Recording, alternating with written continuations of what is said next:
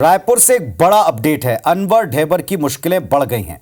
Uttar Pradesh police production warrant court ने स्वीकार कर लिया। जो उनका प्रोडक्शन वारंट था 25 जून तक अनवर ढेबर यूपी पुलिस के हवाले कर दिए गए हैं। 48 घंटे में उत्तर प्रदेश की संबंधित कोर्ट में उन्हें पेश करने का निर्देश है। कल शाम को ऊहापोह की स्थिति थी, अफरा तफरी का माहौल था। दोनों पुलिस आमने सामने दिखाई पड़ रही थी, साथ में समर्थक भी पहुंच गए थे। इलाज की बात करवाई जा रही थी, लेकिन 48 घंटे में अब उत्तर प्रदेश के संबंधित कोर्ट में अनवर ढेबर को पेश करना है, इसके निर्देश हो चुके हैं। तो अनवर ढेबर की मुश्किलें इसमें बढ़ गई हैं, ये निर्देश हो चुके हैं।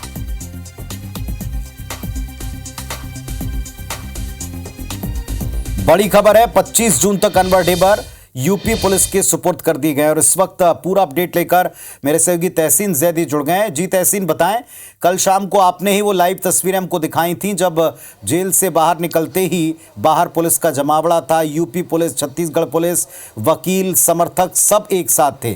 क्या हुआ इसमें, क्या अपडेट है?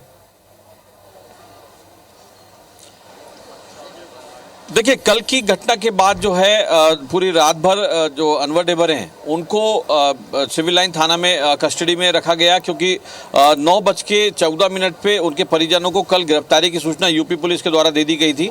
आज उनको रायपुर कोर्ट खुलने पे उनको यहाँ लाया गया और उसके बाद उसमें सीजीएम कोर्ट में पेश किया गया। लेकिन माननीय न्यायालय की जो छुट्टी पे थे, उसके बाद एक रेलवे मजिस्ट्रेट जो के महोदय के जो रूम में पेश किया गया, वहाँ से उन्होंने पावर नहीं होने की बात कह के उसको सुनने से इनकार किया। उसके बाद जो है ये अपने मूल कोर्ट में, जो जहाँ से ये एसीबी ईओडब्ल्यू के कोर्ट है, उसमें ये ट्रांसफ़र हुआ। उसके बाद वहाँ सुनवाई हुई।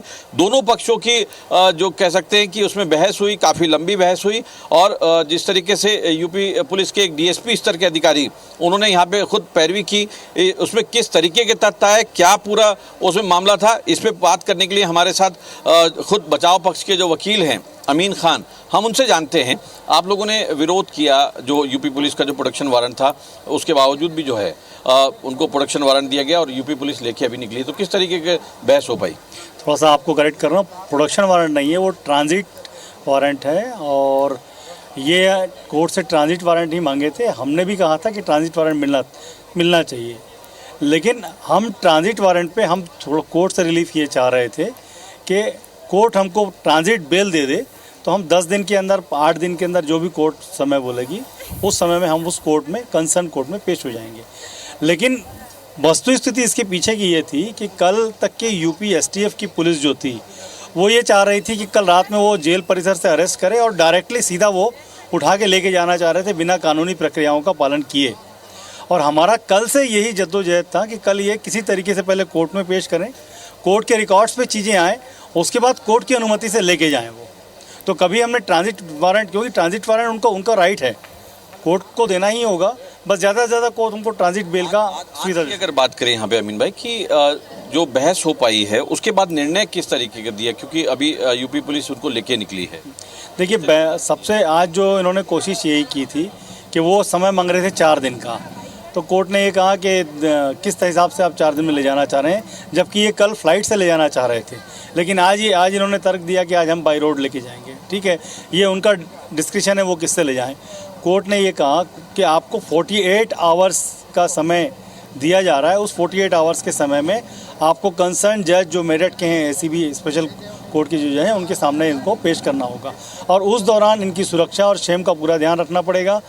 माननीय उच्च न्यायालय के द्वारा जो जमानत में मेडिकल ग्राउंड्स को डिस्कस किया गया है, हमने उससे संबंधित दस्तावेज उनको सौंप करके कॉपी उनका रिसीव लिया है।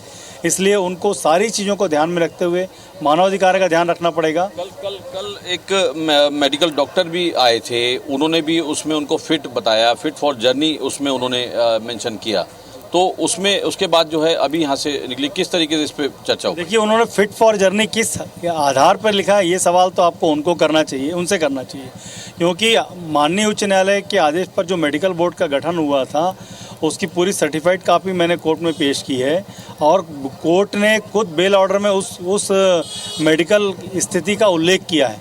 उसके बाद जिला अस्पताल के एक डॉक्टर किस दबाव में या किस परिणाम पर, किस जांच के आधार पर वो फिट फॉर जर्नी लिखते हैं, ये सवाल आपको उनसे करना चाहिए। तहसील ये इसमें कई बड़े सवाल जो कल शाम तक थे आज सारे आपकी बातचीत से स्पष्ट हो रहे हैं।